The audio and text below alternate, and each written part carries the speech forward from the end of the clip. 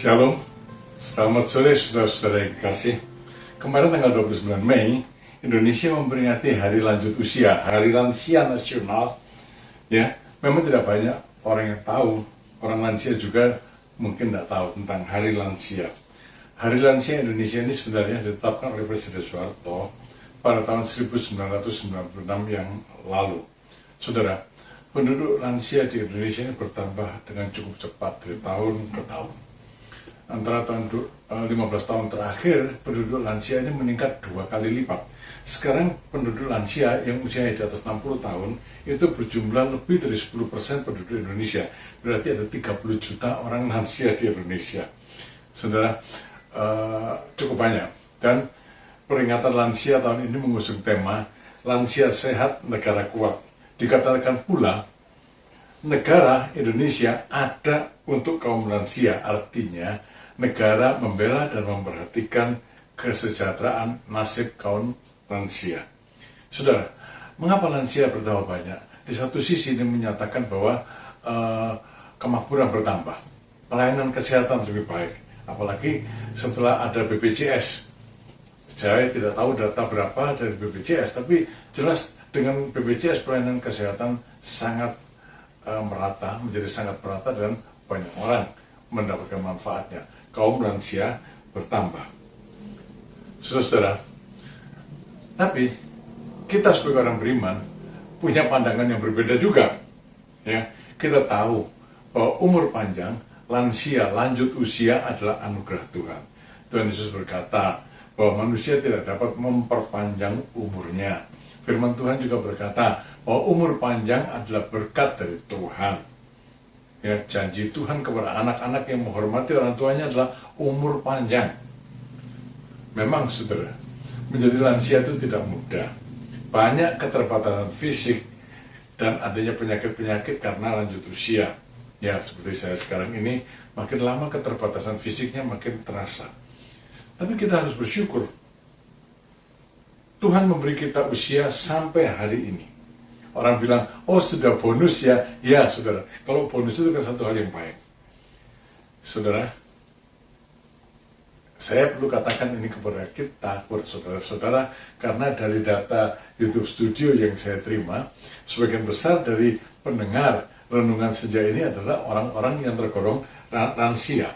Nah, karena itu perlu bagi kita untuk mengetahui dan mencamkan apa kehendak Allah yang memberikan usia panjang kepada saya dan kepada saudara.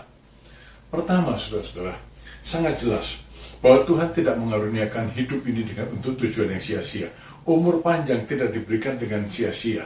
Mazmur pasal 92 ayat yang ke-16 mengatakan begini, untuk memberitakan bahwa Tuhan itu benar, bahwa ia adalah gunung batuku dan tidak ada kecurangan padanya.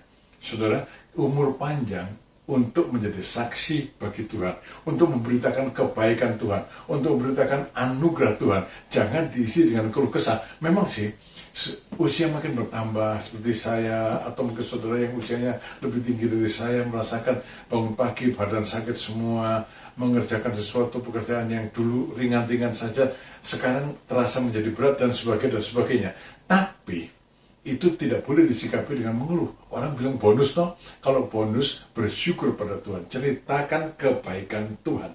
Di dalam Tuhan tidak ada kecurangan.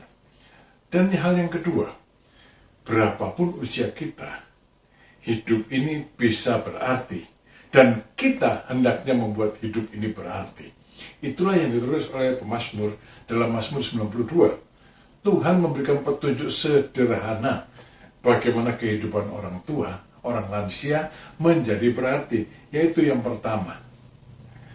Mazmur 92 ayat yang ke-14 katakan, mereka yang ditanam di bait Tuhan akan bertunas di pelataran Allah kita. Perhatikan kata ditanam. Ditanam itu berarti tetap ada di situ, nggak pindah-pindah. Saudara, ayat ini berbicara tentang hubungan yang melekat pada Tuhan. Makin bertambah usia, setiap hari Tuhan karuniakan kepada kita, setiap hari baru, kita hendaknya makin akrab dengan Tuhan. Saudara, setiap hari baru itu bonus, menyebabkan kita harus lebih bersyukur, berpikir tentang Tuhan, akrab tentang Tuhan, ya, bertunas, bertumbuh di dalam Tuhan. Dan yang kedua, memberkati orang lain, berbuah-buah. Dalam Mazmur pasal 92 ayat yang ke-15 dikatakan, pada masa tua pun mereka masih berbuah, menjadi gemuk dan segar. Menjadi gemuk dan segar, nak loyo, tapi berbuah. Saudara-saudara, memberkati orang lain, berbuah-buah.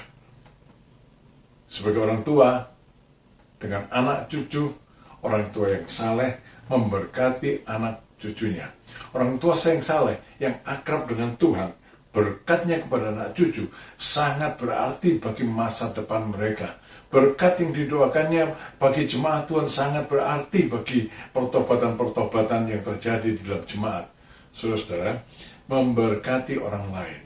Ya, banyak orang tua menjadi lebih khawatir tentang anak cucu. Saudara, kita harus menyerahkan hidup kita ke dalam tangan Tuhan, menyerahkan kekhawatiran kita ke tangan Tuhan. Anak cucu adalah bagian Tuhan. Kalau kita sudah dipanggil pulang, berkatilah mereka. Berkatilah mereka selama kita masih bernafas. Dan yang ketiga, saudara, orang tua itu punya masa depan. Ya, orang tua itu bukan sudah dekat finish, sudah dekat wisuda, sudah tidak punya masa depan. Orang tua tetap punya masa depan, hidup penuh pengharapan di dalam Tuhan. Itu sebabnya Tuhan lewat Nabi Yoel menyampaikan kepada jemaat, kepada orang-orang percaya, bahwa Tuhan akan mengaruniakan Roh Kudus di akhir zaman. Kepada anak-anak muda dan seterusnya, Tuhan mengaruniakan Roh Kudus, dan khusus kepada orang tua dikatakan, Roh Kudus itu mengaruniakan mimpi-mimpi. Saudara, bukan cuma anak muda yang punya mimpi untuk masa depan yang gemilang.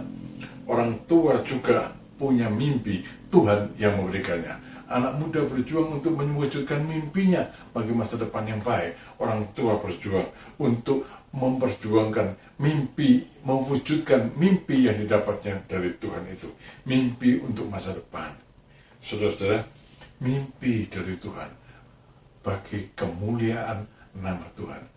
Mari saudara, dalam tema tahun ini, lansia sehat, negara kuat, saya mau tambahkan lansia sehat, gereja sehat.